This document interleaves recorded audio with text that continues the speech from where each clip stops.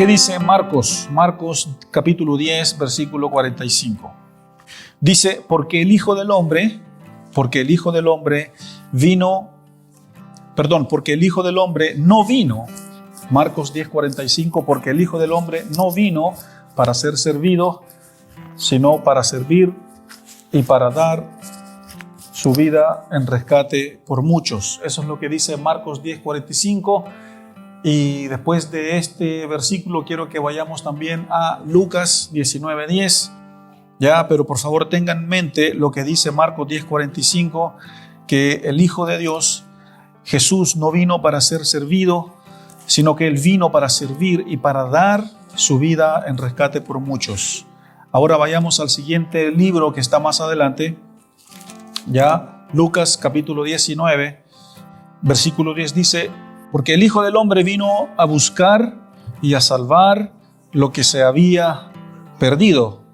Señor, gracias por esta mañana, gracias por este precioso tiempo, Señor, de servicio, gracias por la alabanza, Señor. No estamos acá por una liturgia, Señor, no estamos acá por un orden de un programa, Señor, en la iglesia, no estamos acá, Señor, quizás más allá de ver a las amistades, Señor, a los hermanos que conocemos, que somos cercanos, Señor, acá, más allá también de darnos un abrazo, más allá de saludarnos, estamos acá, Señor, por ti. Estamos acá porque tú viniste, Señor, a servirnos. Que Dios mismo haya venido a servirnos. ¿Qué locura es esa? ¿Qué privilegio es ese? Que el Dios que creó todo vino para servirnos a nosotros. No que nosotros le sirviésemos a Él, no que nosotros le lavásemos sus pies, no que nosotros estuviésemos a su disposición, sino que Él vino primero a servirnos. Él vino a lavarnos, Él vino a limpiarnos, Él vino a llamarnos, Él vino a servirnos cuando nos enseñó el reino de los cielos y sus enseñanzas.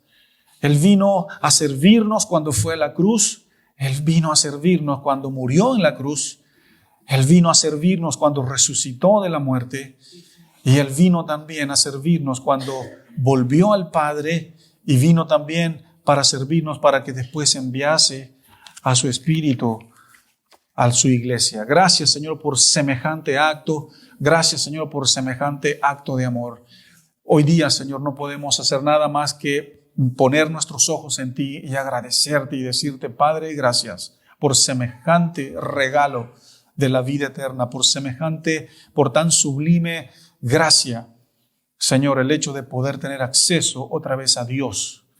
Gracias, en el nombre de Jesús. Amén.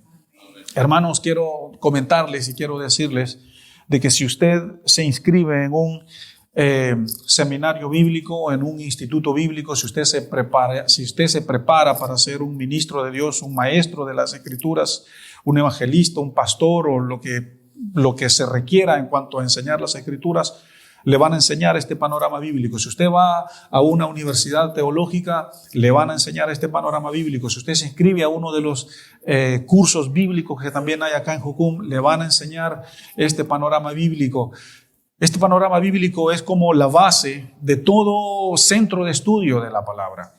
Y cuando yo oraba y buscaba al Señor en oración 2-3 meses atrás, cuando todavía estábamos en el libro de Romanos, yo decía, Señor, ¿qué es lo próximo a enseñar? ¿Qué es lo próximo a compartir con la iglesia? ¿Qué le enseñamos a la iglesia?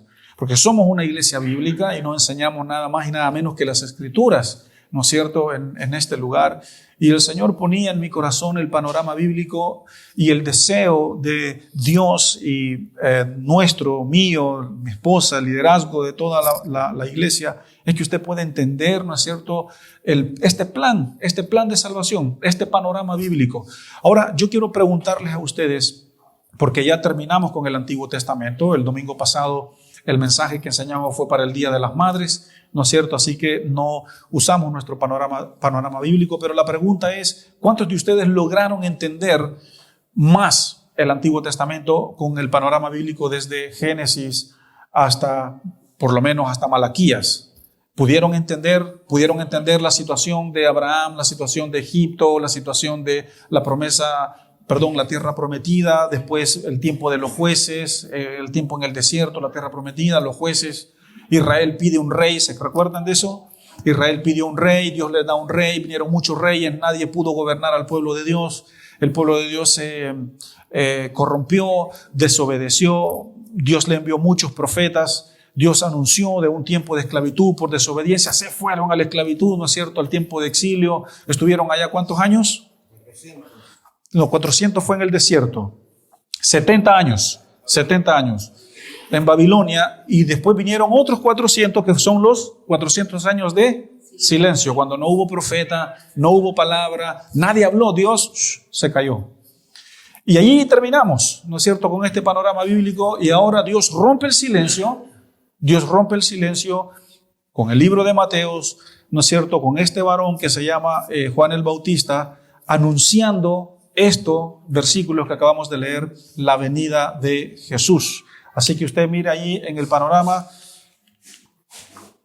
allí en la partecita esa María que dice Jesús, por ahí estamos ahora. Y de eso vamos a hablar hoy día. Vamos a hablar de la persona más importante que ha pisado esta tierra. Vamos a hablar de la persona más importante que ha existido, ¿no es cierto?, en este lugar que se llama universo, y es la persona de Jesús. Este es el mensaje número 12 de nuestra serie. Y vamos a hablar acerca de Jesús, la promesa cumplida, esa promesa que Dios le dio a Abraham, ¿no es cierto?, de que de Abraham vendría uno que bendeciría a todas las familias, y ese uno es Jesús, y esas familias somos nosotros, que somos parte de la iglesia. Quiero dar dos descripciones acerca de Jesús hoy en día. No vamos a hablar de una parábola, no vamos a hablar de un milagro que Jesús hizo, no, solo estos dos versículos que acabamos de usar para hablar de Jesús desde una vista panorámica. Eso es lo que vamos a hacer cuando hablamos de Jesús en este mensaje. Vamos a hablar de Él de una forma panorámica. Quiero dar dos descripciones acerca de la persona de Jesús, una negativa y una positiva. Quiero empezar con la negativa, ¿de acuerdo? Con la descripción negativa. Y una descripción negativa acerca de Jesús es la perspectiva que el mundo tiene acerca de Jesús. La perspectiva del no cristiano, una perspectiva de los que no conocen a Jesús, de que no creen en Dios, que no son, o sea, la perspectiva afuera del mundo evangélico. Los ateos, los que no creen en Dios, para ellos, para el mundo, para la sociedad, como ellos ven a Jesús, lo ven como un fracaso, ¿ya? Esa es una perspectiva negativa acerca de Jesús. Ya vamos a hablar de la perspectiva positiva, que es desde nuestra perspectiva, desde el mundo cristiano, desde la perspectiva de la iglesia y desde la perspectiva de las Escrituras. Pero empecemos con esta perspectiva negativa acerca de Jesús. El mundo ve a Jesús como un fracaso porque, en primer lugar, Jesús nunca, ¿no es cierto?, tuvo hijos. Jesús nunca tuvo una familia. Jesús nunca se casó. Jesús, de hecho, algunos estudiosos, no necesariamente estudiosos bíblicos, aseguran que Jesús físicamente o de apariencia no era tan atractivo. Ya era una persona robusta, común, ¿no es cierto? Una persona judía que quizás no era tan atractiva, una persona que no acumuló riquezas, de que supuestamente tenía poder, hacía milagros, pero no dejó supuestamente nada aquí en la tierra, no dejó una herencia, no dejó un legado, según ellos, no dejó nada, es un fracaso.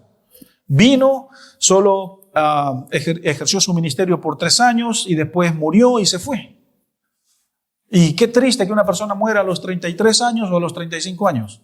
Entonces, desde una perspectiva humana, desde una perspectiva no cristiana, Jesús es muy criticado. Jesús es muy vituperado. Jesús es muy mal interpretado. ¿Ya? Para muchos es una historia simple, es un cuento, es una anécdota. Muchos humanistas o personas que no son cristianas leen, ¿no es cierto?, la historia de Jesús y dicen, no me pareció nada interesante. No estoy obligado tampoco a creer estas cosas. Y esa perspectiva negativa acerca de Jesús no es una perspectiva que se le haya dado hoy en día, sino que se le ha dado desde los tiempos de Jesús. Desde los tiempos en que Él caminó en esta tierra, ya el mundo griego, ya toda la filosofía y toda la metafísica que había en ese tiempo, toda la astrología y todos los que no creían en Jesús, partiendo desde los mismos judíos, ya lo miraban a Él así, como un fracaso. Este está loco, este se autoproclama, dice que es Dios, dice que tiene autoridad para perdonar pecados. Y le daba mucha rabia, mucho enojo a los judíos que no creían en él porque él decía estas cosas. Entonces, partiendo desde ellos, hay una perspectiva, eso es lo que yo quiero que usted entienda, iglesia, que usted pueda abrir su entendimiento en cuanto a Jesús, de que hay un mundo entero que describan a Jesús como algo negativo, lamentablemente. Pero pensando en Jesús, pensando en que Jesús es la persona de Dios encarnada, ¿no es cierto?, en un cuerpo, a Jesús le da lo mismo eso. A Jesús no le quita el sueño, a Jesús, Él es Dios, Él es Rey, no tiene problemas de identidad, le da lo mismo si es rechazado por este mundo. No es que le dé lo mismo porque quiere que todo el mundo se salve, pero su plan está trazado. Su plan ya, las cuerdas de medir, los cordeles, las medidas, ya está todo hecho. Da lo mismo quien tenga una perspectiva negativa, Jesús ya tiró todo. Ahora, hablemos desde la perspectiva positiva, porque estamos hablando de Jesús, ¿de acuerdo? En nuestro panorama bíblico, ya terminamos todo el Antiguo Testamento en estos 3 meses. Ahora vamos a entrar al Nuevo y el silencio de 400 años se rompe con la venida del Mesías. Y para muchos también, bueno, siguiendo esta línea negativa, Jesús tenía que venir, ¿no es cierto?, como un rey tipo el César, ¿ya?, para librar al pueblo judío de la oposición y de una política corrupta, etc. Pero viéndolo desde la perspectiva cristiana, viéndolo a Jesús desde una perspectiva evangélica, bíblica, sabemos que no es así. Sabemos que lo que Jesús hizo es lo más maravilloso que pudo haberle ocurrido, ¿no es cierto?, a toda la tierra, a toda la humanidad. ¿Por qué? Porque sin el hecho de que Jesús viniese a esta tierra, nosotros estábamos separados de Dios. No había forma de cómo nosotros nos acercáramos a Dios. Y lo más cercano que Dios había creado para que nosotros nos pudiésemos acercar a Dios era el primer pacto que Dios dio para el Antiguo Testamento. Ese primer pacto tiene que ver con un sistema sacrificial, tiene que ver con hacer sacrificios de animales para que cuando yo pecase, yo agarrara un animal y lo sacrificase, lo llevase al templo y lo sacrificase y ese animal muriese en vez de mi pecado. Y desde allí nosotros ya empezamos a ver la sustitución, ya empezamos a ver de que nosotros ya necesitábamos un sustituto para que muriese por nosotros. El problema de esto fue, en primer lugar, no es que ese plan haya fallado o haya sido ineficiente, sino que fue la parte del hombre la que falló, porque durante Moisés, desde Moisés hasta Jesús, no hubo ninguna persona, no hubo absolutamente ningún judío, por más santo que haya sido, que haya cumplido este pacto. Y si durante 1500 años no se pudo cumplir, imposible que se hubiese cumplido hasta el día de ahora. ¿De acuerdo? Entonces, por eso era necesario que Jesús viniese, porque ya había sido anunciado, para que esta cercanía se produjera entre la humanidad y Dios.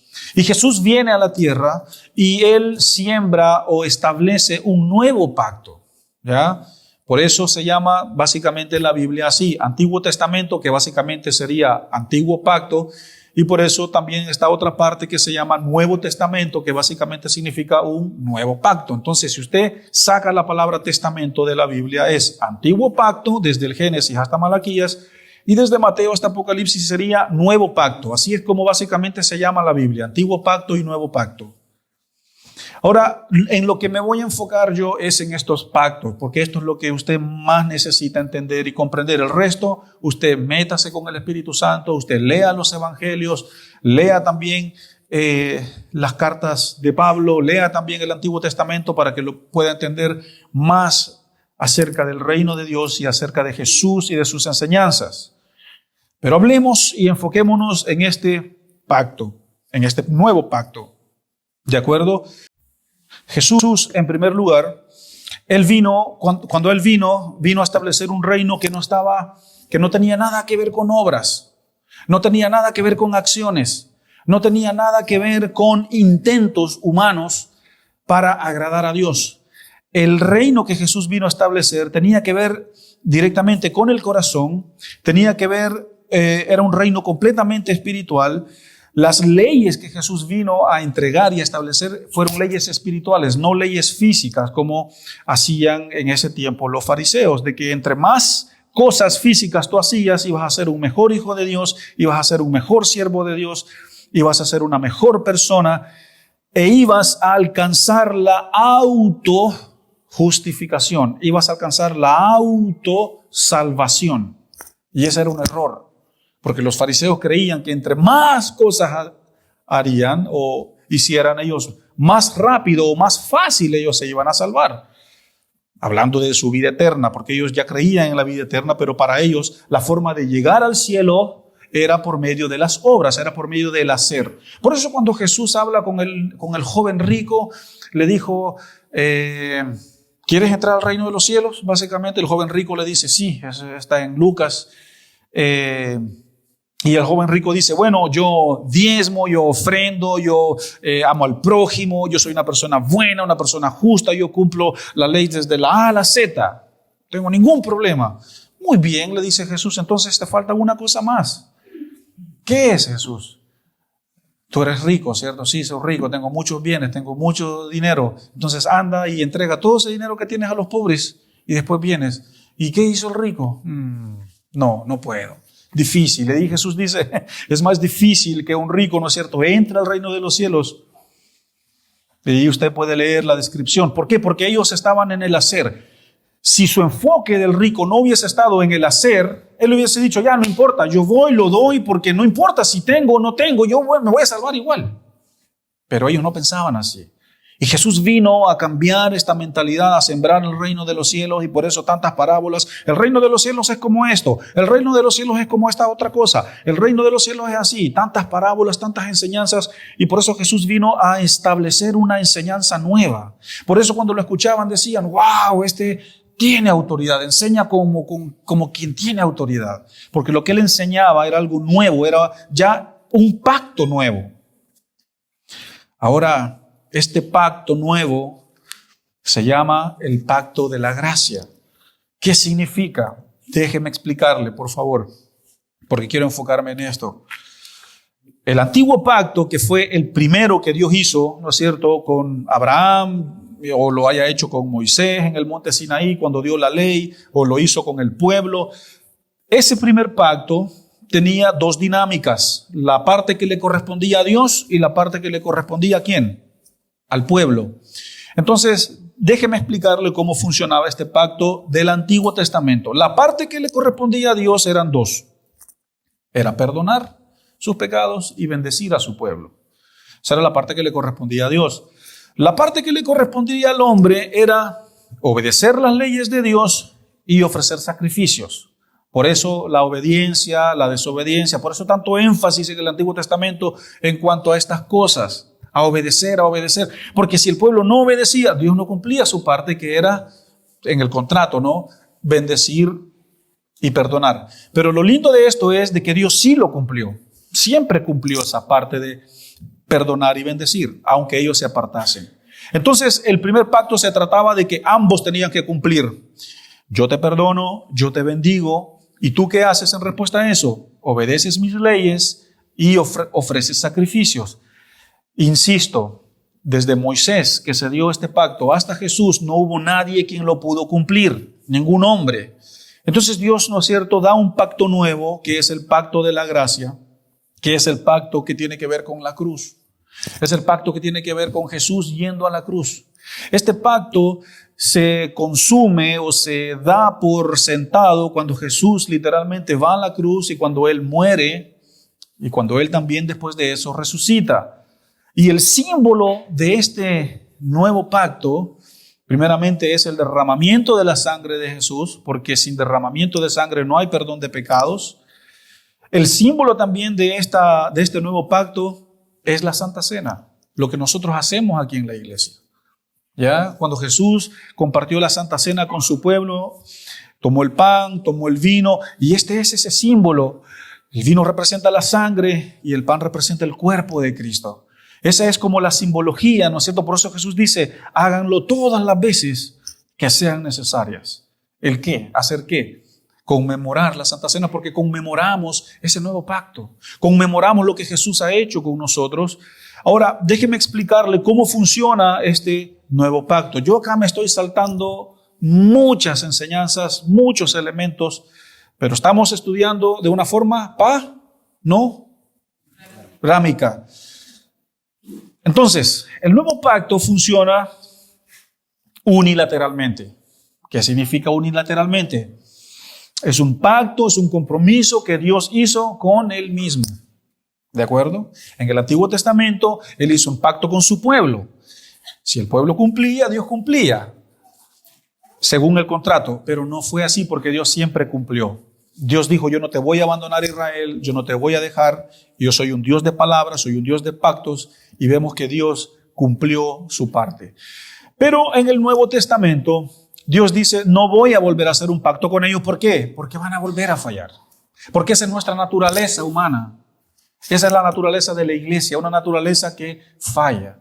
La iglesia está compuesta por gente imperfecta, que comete errores, personas que nos equivocamos, personas que necesitamos la gracia de Dios.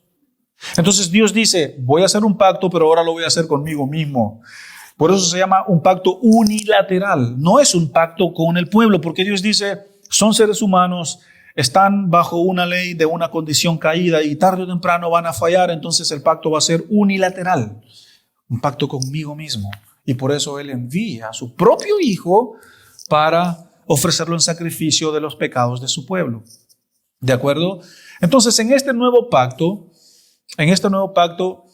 está la parte, ¿no es cierto?, porque es unilateral, pero es la parte que Dios le correspondió a Dios, que es perdón de pecados, vida eterna, regalar vida eterna, porque Dios no quiere que nadie más perezca por la eternidad, o no quería en ese tiempo, en el tiempo que Él hizo este pacto, que nadie más pereciera por la eternidad. Entonces es perdón de pecados, entregar y regalar vida eterna, enviar a su Espíritu Santo y tener un acceso directo a Dios primero y después el Espíritu Santo. Este es el pacto de Dios. Perdón de pecados, regalar vida eterna, acceso directo a Dios y prometer una persona que esté con nosotros hasta el último día de nuestras vidas, desde nuestra conversión hasta el último día de nuestras vidas, que es el Espíritu Santo. Este es el pacto de la gracia. Ahora, ¿cuál es la parte que le corresponde ahora al pueblo delante de este pacto unilateral? Ninguna. Es un regalo. Esa es la diferencia. Que en el Antiguo Testamento era ofrecer sacrificios, obedecer. No estoy diciendo que no tenemos que obedecer a Dios, pero había una parte que yo tenía que hacer, cumplir. Y en el nuevo pacto no tengo que hacer nada, excepto dos cosas. Creer, obviamente en Cristo, en el Evangelio, en la gracia, creer en Él. Y segundo, tener fe. Porque la salvación es por gracia y es por fe. Es así como funciona el nuevo pacto, y a mí en lo personal, cada vez que enseño esta parte, me conmuevo. Y ustedes saben que soy un poco llorón ya. Saben que de repente me conmuevo y se me pone un poco el corazón apretado. Porque es un regalo el nuevo pacto. Dios dice: los voy a perdonar, les voy a dar vida eterna, les voy a dar libre acceso a mí. Ya no quiero más estar separado de mi pueblo, ya no quiero que mi pueblo esté separado más de mí. Y para que esto les sea más fácil o les sea posible, les voy a enviar al Espíritu Santo. ¿Y cuál es la parte del hombre? Nada. La parte del hombre es simplemente creer y tener fe. Ahora vayamos, para que entendamos este nuevo pacto, vayamos a Jeremías capítulo 31. Vaya a su Biblia, agarre su preciosa Biblia. Abra su Biblia. Jeremías, capítulo 31, versículo 31 al 34. Vamos a leer 4 versículos que nos van a ayudar a entender este nuevo pacto. Jeremías, capítulo 31, versículo 31 hasta el 34. Esta profecía, porque lo que vamos a leer es una profecía, esto del nuevo pacto, Dios ya lo había avisado, ya lo había anunciado. ¿Lo tienen? Jeremías 31, versículo 31 hasta el 34. Jeremías capítulo 31, versículo 31 hasta el 34 dice, usted me sigue, he aquí que vienen días, dice Jehová, en los cuales haré un nuevo pacto con la casa de Israel y con la casa de Judá. No como el pacto que hice con sus padres el día que los tomé de la mano de Egipto para sacarlos de la tierra de Egipto. Porque ellos invalidaron mi pacto, dice Dios. Es decir, ellos no cumplieron mi pacto, el primero. Aunque yo fui un marido para ellos, dice el texto. Aunque yo fui un marido para ellos, dice Jehová. Pero este es el pacto que haré con la casa de Israel después de aquellos días. Jeremías está refiriéndose a los días de Jesús.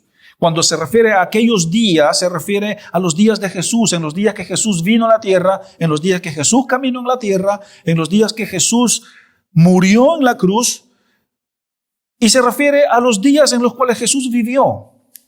Lo voy a volver a leer esta pequeña parte. Pero este es el pacto que haré con la casa de Israel después de aquellos días, dice Jehová, y aquí viene, ojo, iglesia, atención, aquí viene lo que Dios iba a hacer en consecuencia a este segundo pacto. Daré mi ley en su mente y la escribiré en su corazón. Y yo seré a ellos por Dios, y ellos me serán por pueblo. Y no enseñará más ninguno a su prójimo, ni ninguno a su hermano, diciendo, conoce a Jehová. Porque todos me conocerán, desde el más pequeño de ellos hasta el más grande, dice Jehová, porque perdonaré la maldad de ellos y no me acordaré más de su pecado. Significa, iglesia, que Dios escribe su ley en nuestra mente, Dios escribe o puso su evangelio en nuestros corazones, y eso lo hizo Jesús enseñando las enseñanzas nuevas que se referían a lo interno. Por eso le decía a los discípulos, ustedes por dentro están tan podridos. Por fuera todo bien, pero por dentro están podridos. Porque cuando Jesús vino, las enseñanzas que Él nos dio, nos entregó, que están escritas en los 4 evangelios, esas enseñanzas tenían que ver con el mundo interior. Lo que Jesús hacía cuando decía, el reino de los cielos es como esto y esto, el reino de los cielos es como esta, otra y esta otra cosa, lo que Jesús estaba haciendo era escribiendo su ley en nuestra mente o en la mente de esa generación, pero obviamente se ha pasado de generación en generación hasta el día de ahora, y ha escrito su verdad adentro de nosotros, iglesia bíblica cristiana, y en todas las iglesias cristianas que existen en todo el mundo. Existe un pueblo cristiano en la tierra que tiene adentro de su corazón y adentro de su mente la ley escrita de Dios, la palabra de Dios, la verdad de Dios, el evangelio de Dios, el sacrificio de Cristo, y eso es una promesa que Dios dio y ahora está cumplida en nosotros. Ahora, ¿cuál es la parte del hombre? Es creer y tener fe. Es creer en Dios y de no dejar de creer y de llevar una vida de fe, porque Pablo dice que no es por vista. La vida cristiana no es por vista, es por fe. Es decir, iglesia, si yo vivo mi vida cristiana por todo lo que yo veo, no voy a avanzar, pero ni una losa de esa losa a esa losa. Al contrario, voy a irme para atrás. Por eso, cuando nosotros como cristianos ponemos la mirada en otra cosa que no es Jesús, en las circunstancias, en las personas, en las iglesias, en el hermano, en la hermana, y mira aquel, y mira aquella, y cómo, y que no entiendo. Si nosotros ponemos la mirada en las cosas de la tierra, no vamos a ver a Dios. Pero si nosotros ponemos nuestra fe en Él, sí lo veremos. Entonces la salvación, según lo que dice Efesios, es por gracia y es por fe. Es decir, el nuevo pacto que Jesús vino a establecer, usted y yo no tenemos que pagar nada. Solo creer, venir a Él y aceptarlo y decirle, Señor, entra en mi vida y cámbiame y siembra tu ley, pon tu reino, que venga tu reino a mi vida. Y quiero nacer de nuevo y desde allí partir hacia adelante. Y ese es el pacto de la gracia. ¿Y cómo se resume esto? Se resume con el hecho de que cuando Jesús murió, nadie sabe cuántos años iban a ser o van a ser desde la muerte de Jesús hasta su segunda venida. Sabemos que estamos en el 2025, eso fue hace 2000 años. No sabemos cuántos años más van a pasar hasta que Cristo venga. Puede ser que venga hoy, puede ser que venga en 50 años, en 300 años. Nadie sabe, aunque hay algunos locos teólogos por ahí que andan haciendo cálculos, diciendo que en el 2028. Nadie sabe. El punto es que cuando Jesús murió y perdonó los pecados de todo su pueblo, esto es lo lindo. Yo sé que lo hemos escuchado mucho, pero es lindo y tiene más sentido cuando estudiamos los dos pactos, que Jesús murió por todos los pecados que se iban a cometer desde que Él murió con 33 o 35 años de edad hasta que Él venga. Hermanos, nadie aquí, perdón con lo que voy a decir, pero nadie aquí va a vivir más de 100 años, 110 años. Es decir, por todos los pecados que yo cometa de aquí hasta que llegue a 100 años, en el nombre de Jesús voy a llegar a 100 años. No sé, una broma. Todos los pecados que yo cometa, aunque me proponga cometer todos los pecados que quizás yo pueda o quiera, este es un ejemplo ya, Dios ya los perdonó. Dios ya los cubrió. Es como que Él aventó una caña de pescar, ¿no es cierto?, en el año, cuando Él estaba allí muriendo, hasta que Él iba a venir y agarró toda esa red de pecados y la saca, es decir, y para que el pueblo de Dios y las futuras generaciones que van a nacer y van a pecar, ya son, de hecho, antes que nazcan, ya son perdonados. Es así. Y esto es gratis, es un regalo. La salvación es un regalo. Ver a Dios es un regalo, es un privilegio que no nos costó nada a nosotros, pero sí fue costoso, obviamente, para el propio Jesús por dar su vida, por derramar una sangre inocente. Entonces ese es el nuevo pacto que se llama nuevo pacto de la gracia y el antiguo pacto que era el pacto de la ley. ¿En qué pacto la iglesia en este momento está? Del pacto de la gracia. Es un regalo, es simplemente un regalo. Y en el panorama bíblico, en la línea de tiempo de toda la humanidad, porque si usted ve, esa línea de tiempo termina en el año 2030, bueno, ahí dice 2300, pero se supone que tendría que ser 2030, ¿ya? Jesús marca la historia hasta tal punto. La venida de Jesús es de que Jesús se usa en la historia, y no solo en la historia bíblica, sino en la historia universal. Dividió la historia como el año cero. Ese vertical amarillo que está en la línea de tiempo es el año cero, y desde Jesús hacia adelante empieza una nueva etapa, y desde Jesús hacia atrás empieza o terminó una primera etapa. Lo que Jesús hizo fue tan grande y tan poderoso que dividió los tiempos, dividió, ¿no es cierto?, la historia como la vemos allí, y desde Jesús en adelante es una nueva historia. Es una nueva historia.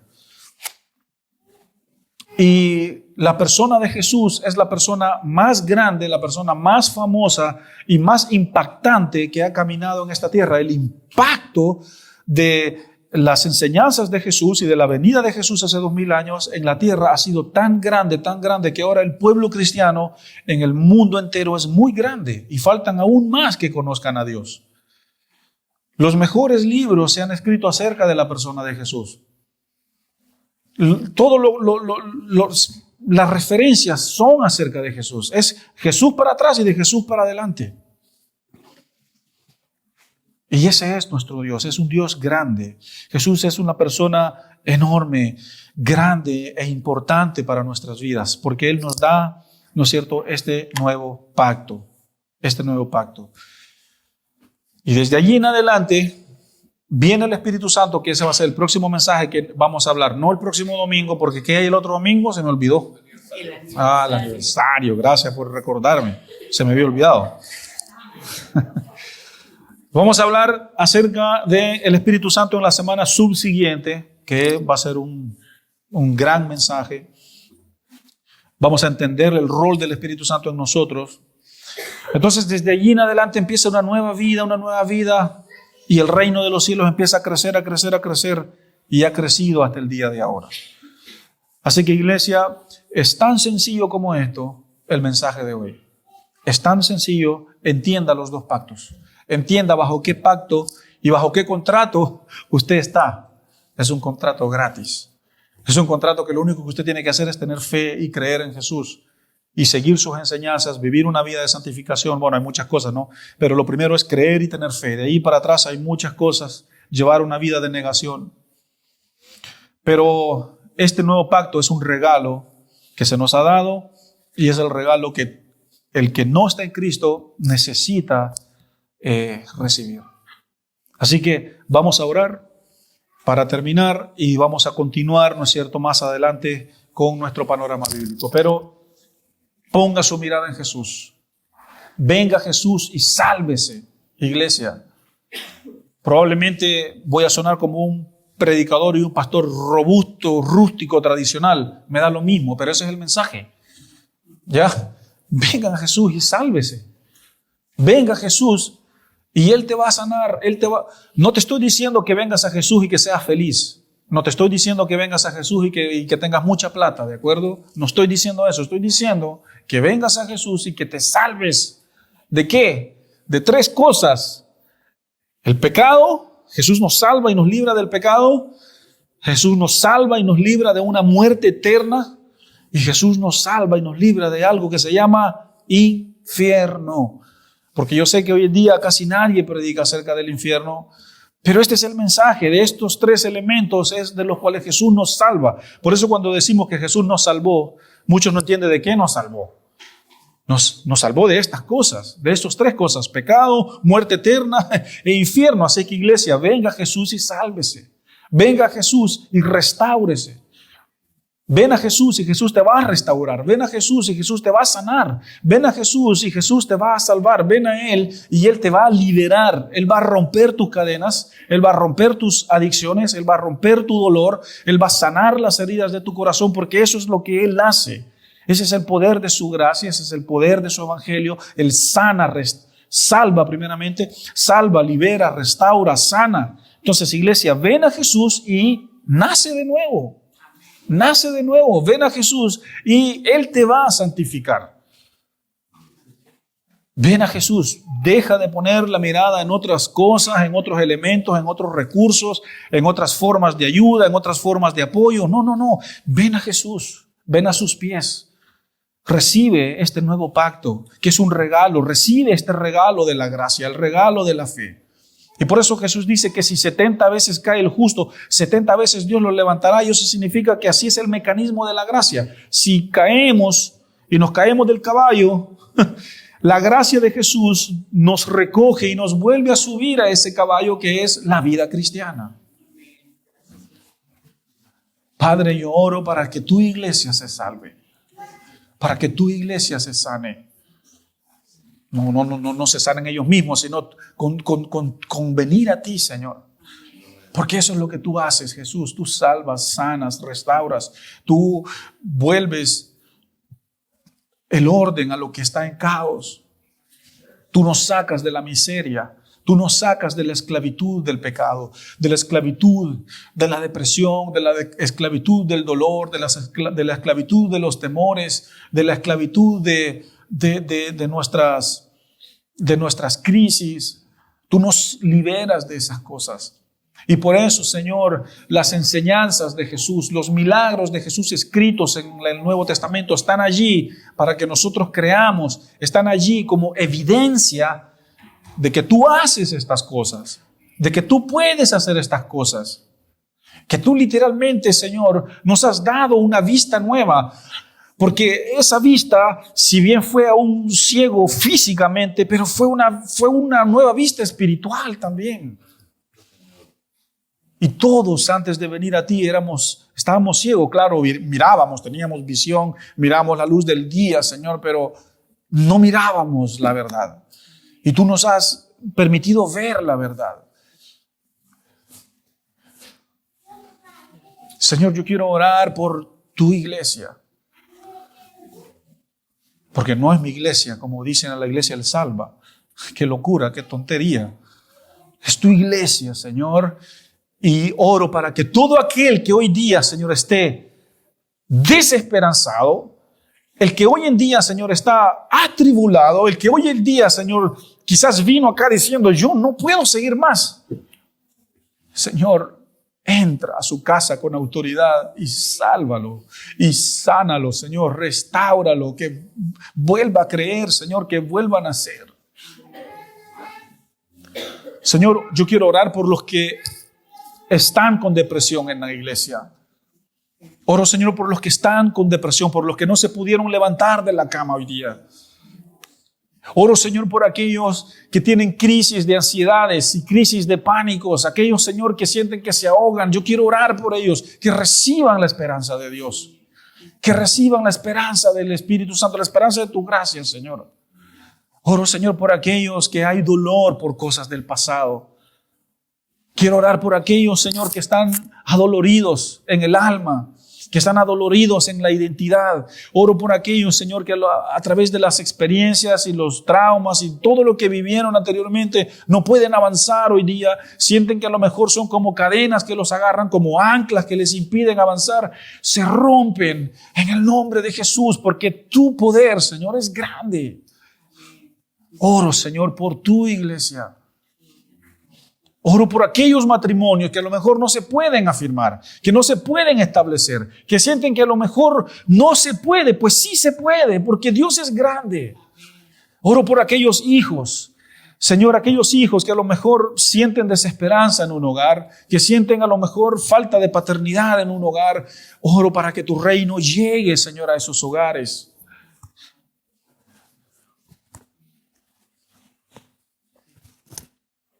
Oro, Señor, por aquellos también que a lo mejor no pueden entrar en un ritmo también de congregarse, de estar participando, Señor, en la iglesia. Señor, oro para que puedan consolidarse, para que puedan afirmarse. Oro por aquellos, Señor, que no creen más. Devuélvele, Señor, devuelve, pon fe en ellos. Levanta, Jesús, al caído. Levanta, Señor, al cansado. Levanta al desanimado.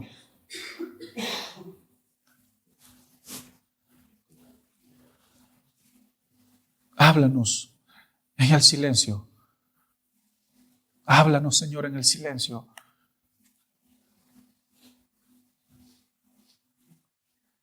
Sácanos de la miseria.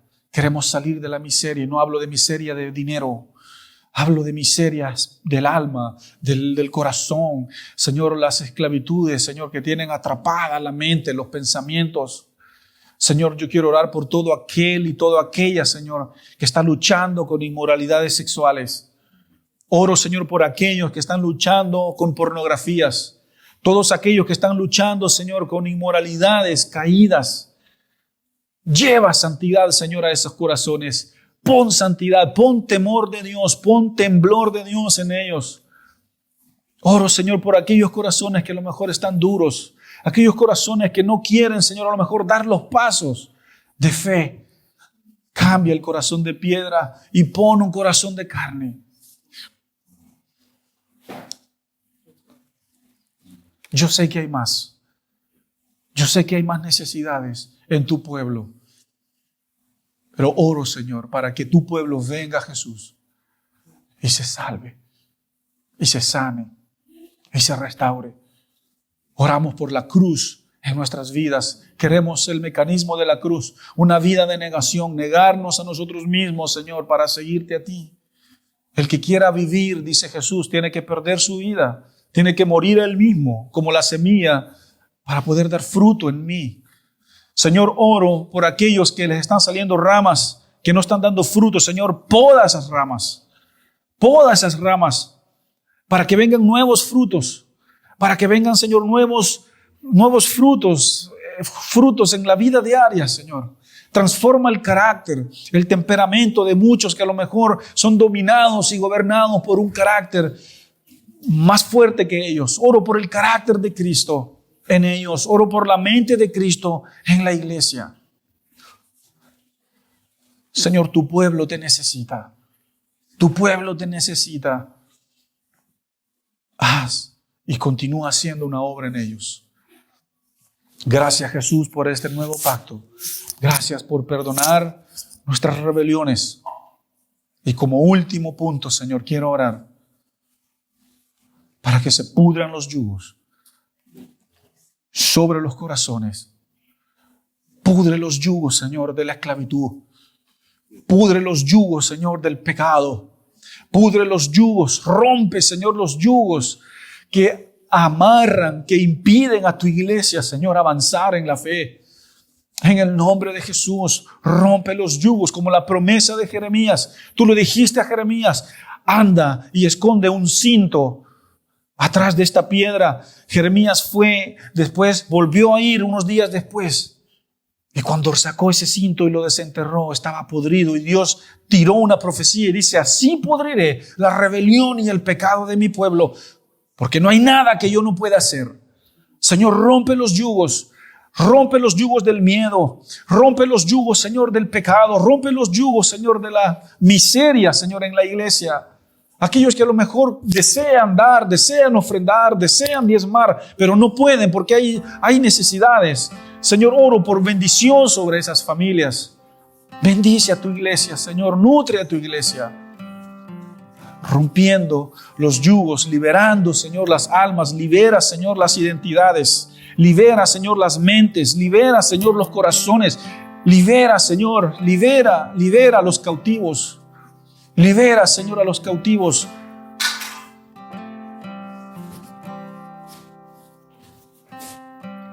Libera, Señor, a los lisiados de corazón, a los paralíticos de espíritu.